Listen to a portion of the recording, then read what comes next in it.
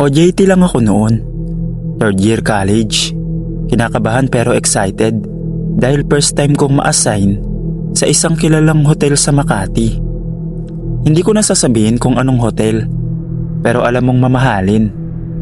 Marmol ang sahig, mahina ang ilaw sa lobby, at laging may amoy na halo ng kape at mamahaling pabango. Tawagin niyo na lang po akong Jane. Night shift ang schedule ko. Tahimik daw kasi, mas madali para sa mga trainee. Pero sa totoo lang, mas nakakatakot. 10:00 ng gabi, halos wala ng tao sa lobby. May iilang foreign guest na dumadaan. May nagche-check-in, may palabas.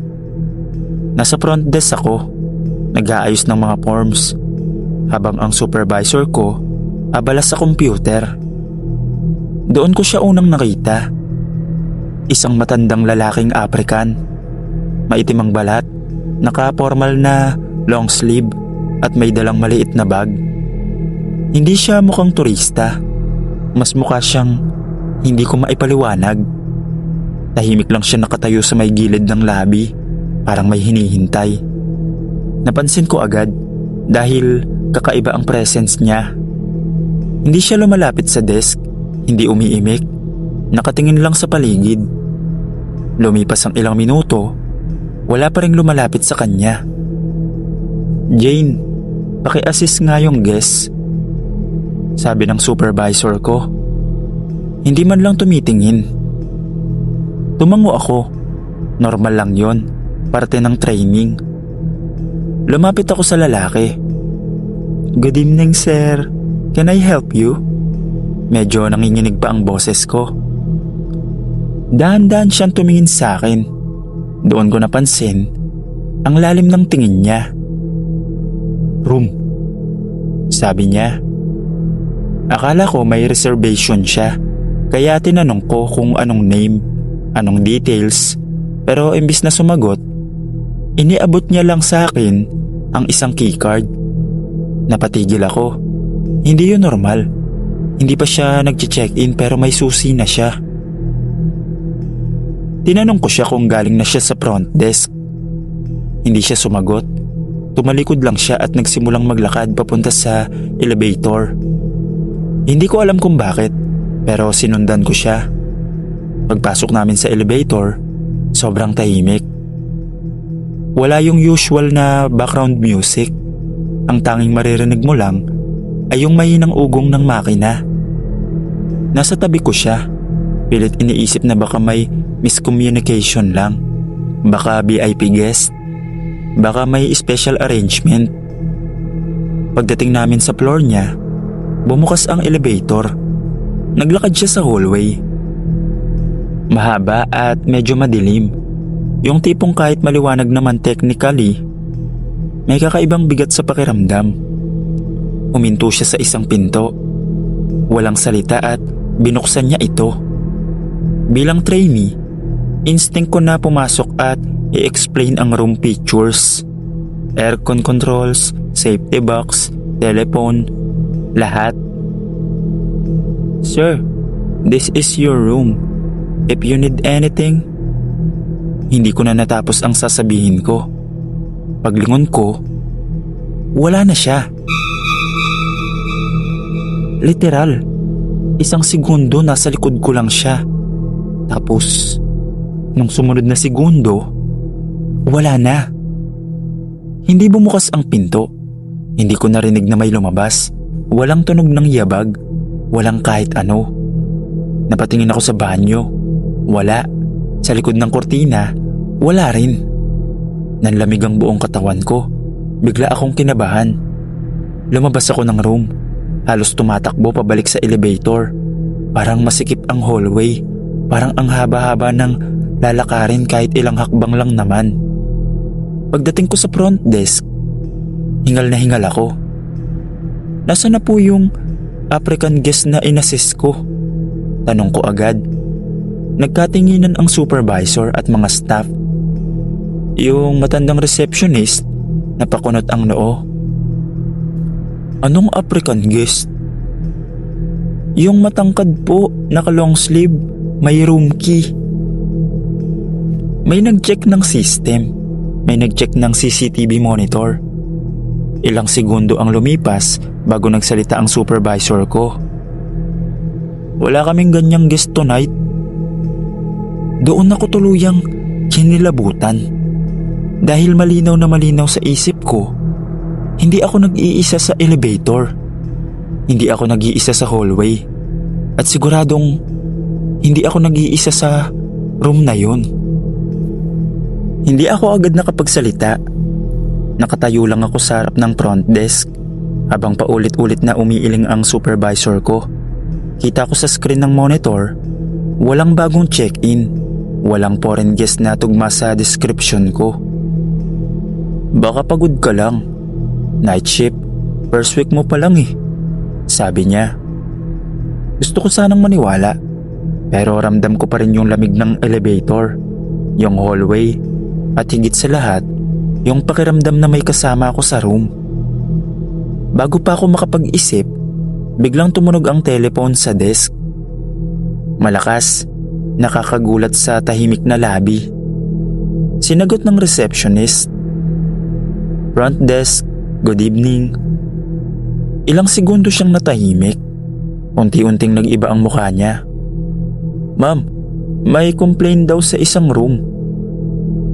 May naririnig daw na naglalakad at may nagbubukas sarang pinto, sabi niya.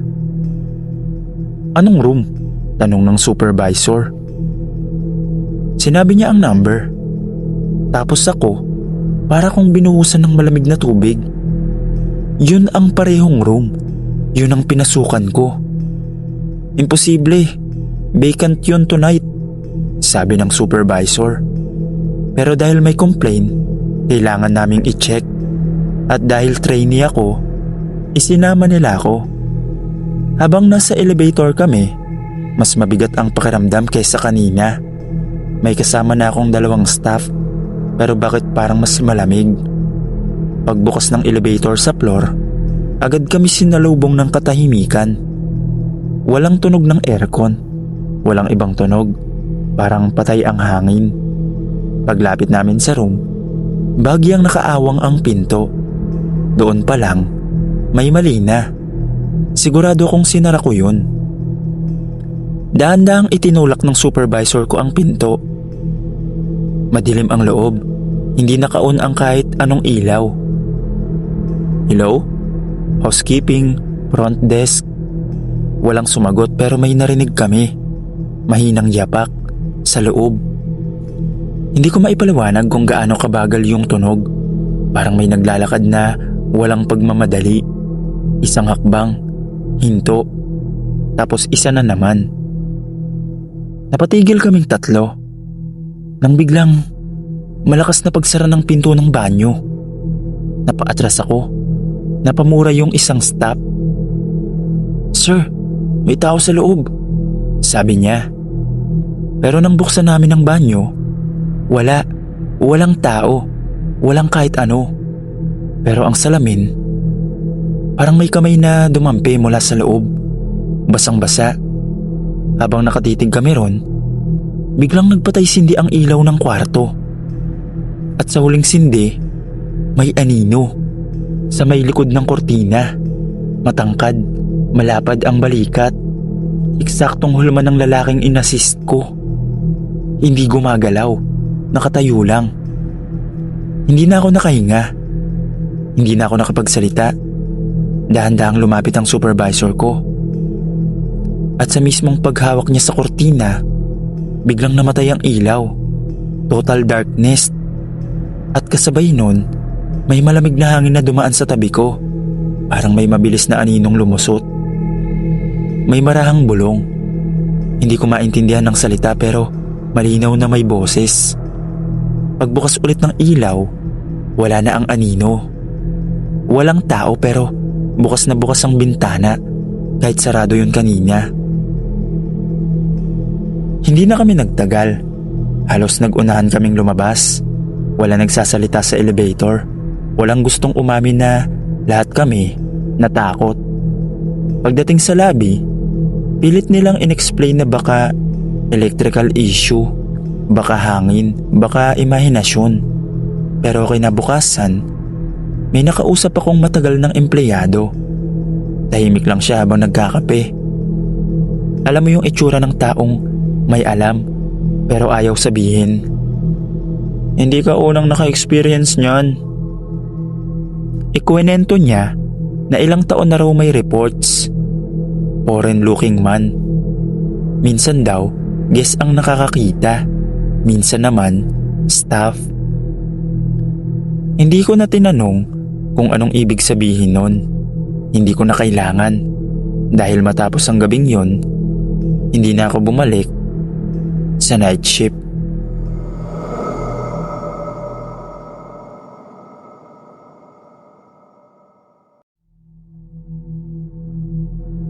OJT nurse pa lang ako nun at aminado akong hindi pa sanay sa totoong eksena sa ospital. Sanay ako sa lectures, return demonstration at mannequins. Pero iba pala kapag tunay na pasyente, tunay na dugo at tunay na sumisigaw sa sakit. Ako nga pala si Amiel. Na-assign ako sa ER ng isang malaking ospital sa QC. Unang gabi ko pa lang, ramdam ko na agad ang bigat ng lugar. Hindi yung pagod na bigat, kundi kakaibang pakiramdam na parang laging may nagmamasid. Maliwanag naman ang ER. Maraming ilaw, maraming tao, pero may bahagi ng isip ko na hindi mapakali. Normal lang daw, sabi ng CI namin. First exposure mo lang yan. Tinanggap ko. Pero habang tumatagal ang duty ko ron, mas dumarami ang mga bagay na hindi ko maipaliwanag. Minsan, habang nag-aayos ako ng chart sa nurse station, may maririnig akong mahinang tawag. Boss. Mahina, parang galing sa malayo. Paglingon ko, wala namang tumatawag sa akin. Abala ang mga nurse, busy ang residente, may inaaksyon ng pasyente. Inignore ko, akala ko guni-guni lang. Pero naulit, hindi lang isang beses, hindi lang isang duty. Minsan, may mararamdaman akong parang may dumadaan sa likod ko. Yung tipong reflex mo, lilingon dahil sigurado kang may tao. Pero wala. Pinaka hindi ko makakalimutan, yung isang madaling araw, bandang 3:00. Tahimik na sandali sa ER, walang bagong pasyente. May mga naka-stretcher na tulog, may naka-monitor, may bantay na nakaupo. Naka-assign ako sa isang pwesto na may kurtina. Walang laman, hinihintay lang kung may darating. Habang nakaupo ako ron, may narinig akong kaluskos sa kabilang pwesto. Akala ko may nurse o bantay, pero nang sumilip ako, walang tao. Bumalik ako sa upuan. Ilang segundo lang ang lumipas, may narinig akong mahina, ngunit malinaw na tunog. Isang beep, parang monitor. Pero wala namang nakakabit na machine sa pwestong yun. Nanlamig ako. Dahil kasabay ng tunog, may marahang galaw ng kurtina sa harap ko. Hindi malakas, kundi dahan-dahan, parang may humihila mula sa loob. Tumayo ako. Sinong nandyan? Walang sumagot. Pero alam mong may mali kapag ang katahimikan parang may kasamang presensya. Lumabas ako sa pwestong yun at doon ko napansin ang isang bagay na lalong nagpagulo sa isip ko.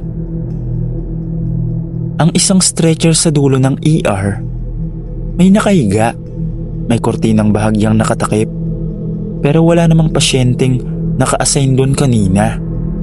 Lumapit ako, kabado. At bago ko patuluyang masilip, biglang may humawak sa balikat ko. Napatalon ako. Isa lang pala sa mga regular nurse. Anong ginagawa mo dyan? Tanong niya. Ma'am, may pasyente po ba dito? Napatingin siya doon sa stretcher. Walang reaksyon. Wala, sabi niya. Pagtingin ko ulit, wala ngang laman. Walang tao. walang kahit ano. Simula nun, mas naging madalas ang mga kakaibang pangyayari. Mga yabag na walang tao, mga tunog na walang pinanggagalingan, mga pakiramdam na hindi maipaliwanag. Hanggang sa isang gabi, hindi ko na kinaya. Ikwenento ko sa mga regular nurse ang lahat ng nararanasan ko. Umasa akong tatawa sila o sasabihing normal lang. Pero ang mas nakakatakot, hindi sila nagsalita. Nagtinginan lang sila at kinabukasan, bigla kong inilipat ng assignment. Walang paliwanag, walang desisyon. Parang ayaw nilang pag-usapan. Matapos yun, nalipat na ako ng morning shift at wala na akong naranasan hanggang matapos ko ang OJT ko.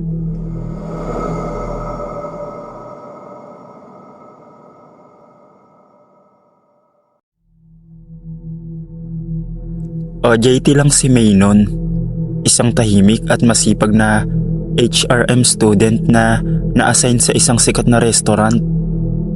Hindi fine dining, pero kilala, laging puno, laging maingay, laging amoy pagkain at kape. Unang linggo niya, puro basic task lang. Assist sa dining area, punas ng mesa, tulong sa counter. Nakakapagod pero masaya. Maayos ang staff, mabait ang supervisor, at mabilis ang takbo ng oras kapag rush hour. Pero may isang bagay na napansin niya. Ayaw ng karamihan sa staff doon sa banyo sa likod ng kusina. Hindi naman sinasabing bawal, hindi rin sinasabing sira. Pero kapag may uutusan doon, laging may paurong sulong. May, pakicheck nga yung CR. Sabi ng isang crew isang gabi. Napansin niyang nagkatinginan pa ang dalawa bago siya utusan. Bakit po? Tanong niya. Wala, parang may tumutulong gripo kanina. Normal lang naman, parte ng trabaho. Naglakad siya papunta sa likod. Habang papalayo sa dining area, unti-unting humihina ang ingay ng restaurant. Hanggang sa maririnig mo na lang ang tunog ng exhaust fan at kalansing ng gamit sa kusina. Pagdating niya sa maliit na hallway papunta sa CR, napansin niya ang kakaibang katahimikan. Pagbukas niya ng pinto ng banyo, nanlaki ang mata niya. Basang-basa ang sahig, parang may binubuhos na maraming tubig. May maliit na alon pa sa tiles, gumagalaw sa ilalim ng ilaw. At ang pinaka nakakagulat, ang isang pinto ng cubicle sa dulo. Malakas na bumukas at sumara. Parang may galit na tao sa loob. Napatigil si May. May tao ba dyan? Mahina niyang tawag. Kasabay ng boses niya, mas lalong lumakas ang galaw ng pinto. Napaatras siya. Walang tao sa banyo. Walang paa sa ilalim ng cubicle. Walang anino. Pero tuloy-tuloy ang pagbukas-sara ng pinto. At kasabay nun, may tunog ng tubig. Parang may naglalakad sa basa, papunta sa kanya. Doon na siya nataranta. Hindi na siya nag-isip. Hindi na siya sumilip. Tumakbo siya palabas ng banyo. Halos madulas pa sa hallway. Diretso sa kusina. May tao sa CR. Sabi niya, hingal na hingal. Napatingin ang mga staff. Ano? Tanong ng supervisor. May tao. May pinto. May tubig. May nasa loob. Kita sa mukha niya ang takot, kaya may 2 crew ang nagpasama. 3 silang naglakad pabalik. Habang papalapit, kabado si May. Sigurado siya sa nakita niya. Sigurado siya sa narinig niya. Pagbukas ng pinto ng banyo, nanigas siya. Tuyo ang sahig, malinis, walang kahit anong tubig. At ang pintong sinasabing nagbubukas sara kanina, tahimik na. Sarado, walang galaw, walang tunog, parang wala nangyari. Napatingin sa kanya ang mga kasama niya. Wala naman ah. Sigurado ka ba? Hindi siya makasagot dahil ilang minuto lang ang lumipas. Hindi sapat na oras para matuyo ang ganong karaming tubig. Hindi sapat na oras para mawala ang ganong kalakas na ingay. Pero ang mas kakaiba, nang palabas na sila, napansin ni May ang isang bagay na hindi niya agad nakita kanina. Ang salamin ng banyo. May bahagyang marka, parang may kamay na dumampi mula sa basang palad. Simula nun, hindi na siya pumapasok mag-isa sa CR na yon at napansin niyang hindi na rin siya inuutusan doon. Walang umamin, walang nagkukwento, pero alam mong may dahilan kapag ang isang lugar sa trabaho iniiwasan kahit wala namang sinasabing bawal. Natapos ni May ang OJT niya. Naging maayos ang evaluation. Naging normal ulit ang lahat. Pero ang sabi niya, hinding-hindi niya raw makakalimutan ang karanasan niyang yun.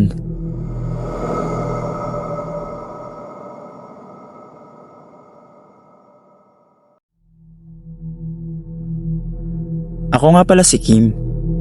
OJT ako noon sa isang hotel sa isang sikat na beach sa Aklan. Hindi ko nasasabihin kung saan, pero alam mong dinarayo. Puting buhangin, malinaw na tubig, at halos araw-araw may mga foreign tourist.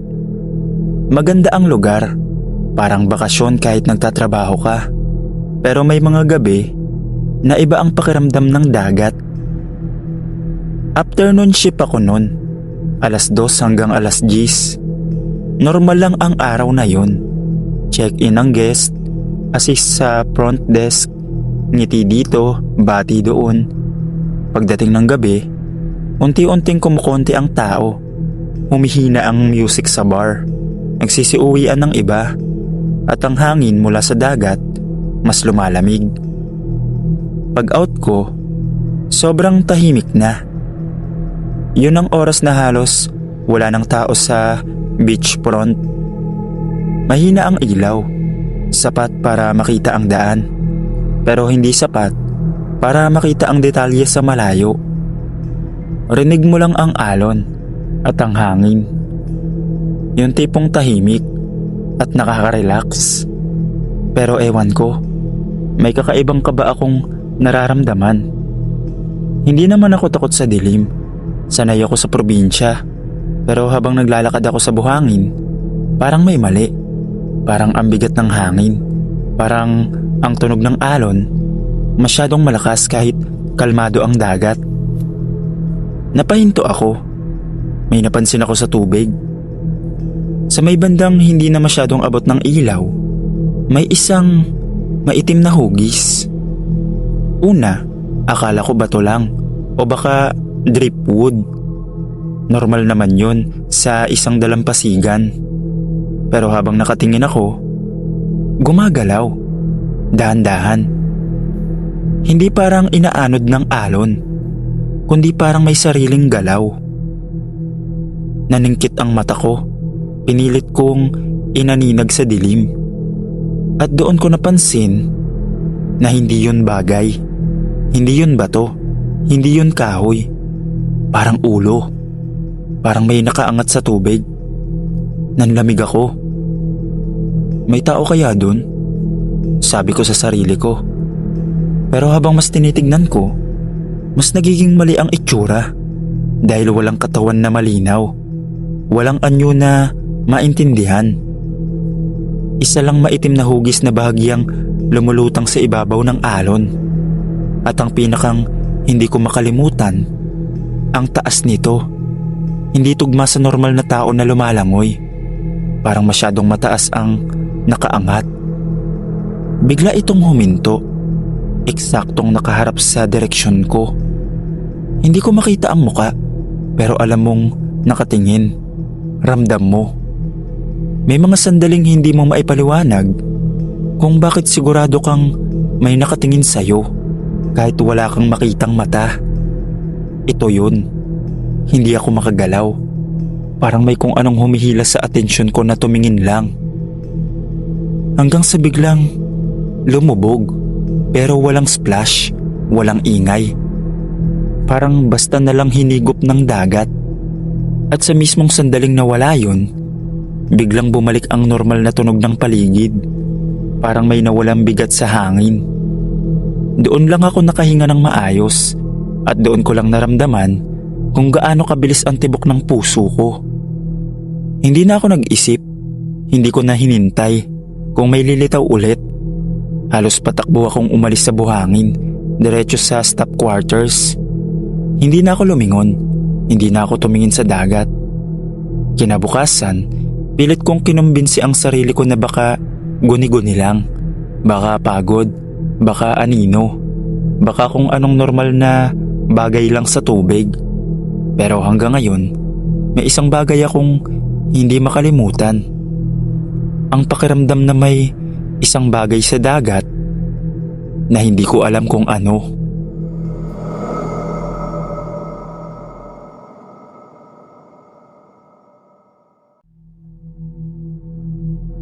Ako nga po pala si Mara, 24 years old.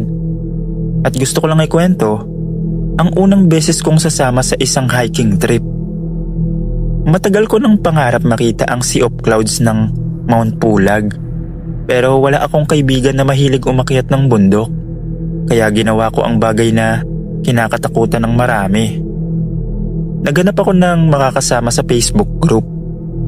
Nagpost ako sa isang public hiking group.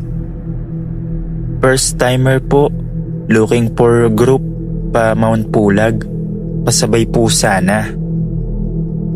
Hindi pa lumilipas ang ilang oras, may nag-comment agad. Isang babae, Lisa ang pangalan sa profile. Kasama raw siya sa maliit na grupo. 3 sila at may guide na. Mukhang maayos ang usapan.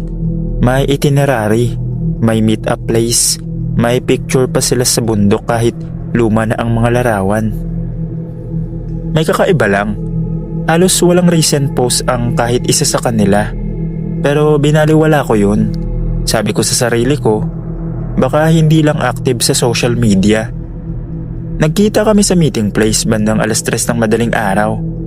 Nandun si Ate Lisa, si Kuya Ron at si Ben. Pinakatahimik sa kanila. Lahat sila ay naka-hiking gear na. Maayos ang gamit. Pero napansin ko, wala ni isa sa kanila ang nagsiselfie o nagpipicture. First time mo? Tanong ni Ate Lisa sa akin, nakangiti. Opo, sagot ko. Okay lang yan, basta sumabay ka lang sa amin, sabi niya. Tahimik ang biyahe papunta sa jump off. Walang masyadong kwentuhan. Kapag may tanong ako, sasagot sila pero parang maingat, parang may iniiwasan. Pagdating namin sa registration area, lumayo sila sandali. Sabi nila, aayusin lang daw ang permit. Hindi ko na pinansin. Nagsimula kaming umakyat habang madilim pa. Ramdam ko ang lamig pero ang mas ramdam ko ay ibang klaseng bigat sa dibdib na parang may mali pero hindi ko matukoy kung ano. Sa Mossy Forest, napansin kong walang tunog ang paligid. Walang ibon, walang insekto, kahit yabag ng ibang hikers, wala. Normal po ba to? Tanong ko. Oo, ganito talaga dito, sagot ni Kuya Ron. May isang sandali na nadulas ako sa putik. Akala ko, babagsak ako, pero may humawak sa akin. Si Ben. Salamat, sabi ko. Ngumiti siya pero napansin kong sobrang lamig ng kamay niya kahit nakagloves ako. Habang patuloy ang lakad, may kakaiba akong napansin. Hindi sila hinihingal. Ako pa lang ang pagod. Ako pa lang ang hinihingal. At kahit sa matarik na daan, parang hindi napuputikan ang sapatos nila. Pagdating namin sa isang pahingahan, bigla akong napansin na wala ni isa sa kanila ang umiinom ng tubig. Wala ring kinakain. Mara! Kapag may nakita ka o narinig ka mamaya, huwag ka lang magtanong, sabi ni Ate Lisa. Bakit po? Ngumiti siya. Mas ligtas yun. Doon ko unang naramdaman ang tunay na takot. Dahil sa gitna ng katahimikan ng Mount Pulag, parang ako lang ang buhay sa grupong yun. Habang papalapit kami sa campsite, lalong bumibigat ang pakiramdam ko. Parang bawat hakbang ko ay may kasamang kaba na hindi ko maipaliwanag. Ang lamig ay hindi na galing sa hangin, parang galing na sa mismong paligid. At napansin ko na ako lang ang may anino. Sa liwanag ng headlamp ko, malinaw ang hugis ng anino ko sa lupa. Pero sa harap ko, kina Ate Lisa, Kuya Ron at Ben, wala. Kahit pa sabay-sabay kaming naglalakad. Huminto ako. Ate Lisa, bakit parang ako lang ang may anino? Tawag ko. Huminto rin sila, sabay-sabay. Dahan-dahang lumingon si Ate Lisa. Hindi na siya nakangiti. Mara, huwag ka nang tumingin sa mga ganong bagay, sabi niya, mahinahon. Biglang may narinig akong tunog ng sirena. Malayo pero malinaw, parang ambulansya. May aksidente po ba? Tanong ko. Nagkatinginan silang tatlo. Dito? Marami, sagot ni Kuya Ron. Bago pa ako makapagtanong ulit, biglang bumuhos ang hamog. Sobrang kapal na halos wala na akong makita. Nawala sa paningin ko ang trail. Nawala rin sila. Ate Lisa! Sigaw ko.